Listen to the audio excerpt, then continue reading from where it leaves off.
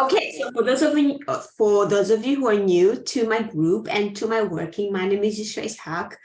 I'm a health and fitness behavior change coach. I work with incredible women from all over the globe, helping them achieve their health and fitness goals. And I do this through the concept of behavior change, right? So yeah, I help them with their nutrition and their exercise and stuff like that.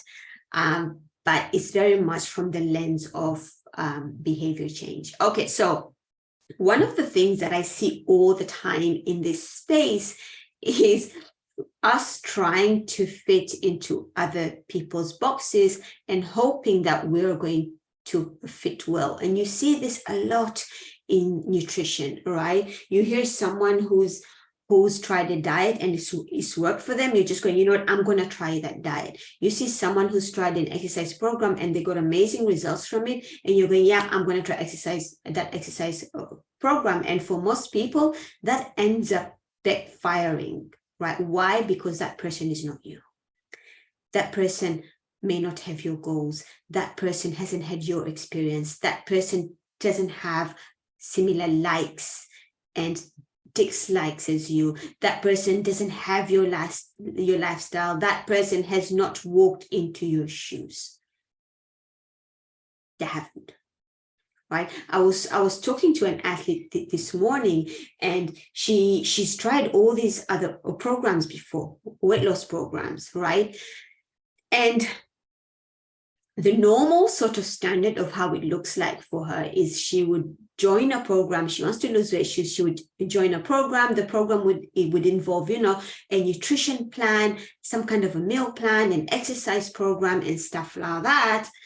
And what she would usually do after spending a lot of money is she would stick to the nutrition plan for like 3 days and then stop it. But then she would hide that from her coach. So as far as the coach is concerned, this person is doing well, but this person is not doing well. She couldn't stick to the nutrition plan because it didn't align with her lifestyle. It felt too hard, right? So she stopped doing it. Now, there's a lot that is going on here. And one of the things is that people assume things to do with nutrition have to do with nutrition. Most of the time, our eating habits have nothing to do with nutrition. Most of the time, our eating habits have to do with the underlying drivers. And this includes so many things. Our thoughts, our feelings, our experiences of life, our past experiences, our environment, our stresses, all of these things. And a meal plan is not going to solve that problem. A meal plan can absolutely work for an athlete who has a specific athletic goal, like an endurance runner, right? Or like a competitive athlete who needs to shed a lot of weight to go on stage, or a weightlifter, right?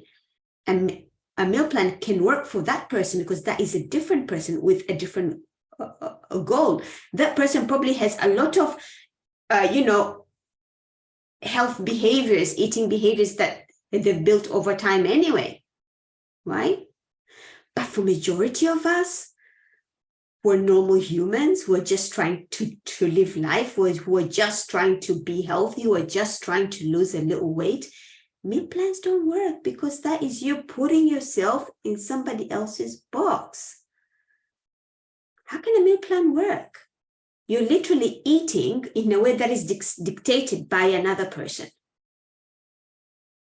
right? So with the program that she's working with me on, like the shifts are absolutely incredible. She's realizing, actually, hang on, my eating habits really have nothing to do with nutrition, and we're exploring so many other things, her experiences, whose voices are in her head that are telling her to eat a certain way. How is her mood and the stresses of life and work really impacting her eating? How's her family environment impacting her eating? And when we're dissecting that, the shifts that she's creating are absolutely incredible. Because you know why? Because now she's stopped putting herself in somebody else's box. Because now every food choice that she makes is her own. Because now she is on the driver's seat. Another example, I get a lot of people asking me, how do I stop snacking? I'm like, I don't know. How do you stop snacking? because there's so many ways that people can stop snacking, and one way may not work for another person. I'll give you an example. A lot of the advice that is going out there in terms of stopping snacking is substitute the snack for a healthier food. Sure, that can work temporarily. It can work for some people, absolutely. But for others, if they want a piece of chocolate cake, doesn't matter how many apples they have, they're still going to wake up at 1 a.m. looking for the chocolate cake, right? It doesn't work for everybody. For other people, it could be, you know what? Have your cake. Just be mindful of the portion size. That can work for that person. Another person can say, Yusra, please, you're just teasing me.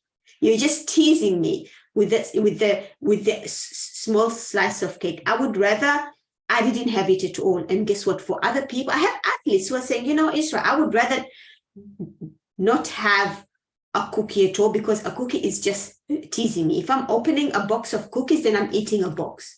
I can't eat just one cookie. I can't stop at one cookie. For that person, it could be, you know what? Don't buy cookies at all. That may work for that person.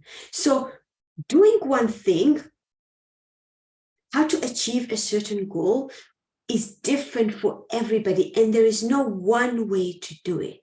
And when you don't slow down enough to figure out what can work for you, that's when you put yourself into trouble. That's when you're putting yourself in somebody else's box, because eventually you're not going to be able to stay in there. You're going to feel stuck, and it's going to feel crowded, and you're going to jump out, and then you're starting square one. There are a million paths to get to an outcome that you want. So many, I can't even count. But you'll only know what will work for you if you slow down enough, build curiosity, build awareness, build understanding, experimenting, and finding out, okay, how can I achieve this goal? Example, weight loss, in a way that I can stick with, in a way that I can sustain, in a way that it doesn't stress me out. Not jumping from one diet to another just because it worked for someone, not jumping from one diet to another because that is what's the current trend on social media, not one diet to another because, hey, this is what worked for my aunt, not one diet to another because sugar is inflammatory, right? Understand yourself. What can you stick with? What has your experience been, right? What are your thoughts like? What is your environment like? It takes the whole of you to figure it out. Okay? So don't try to fit yourself in somebody else's box. You won't fit, not for long anyway. All right, that's it from me today. And again, if you need support with these kind of things, it's what I do. Reach out, let's have a conversation. Until next time, bye-bye.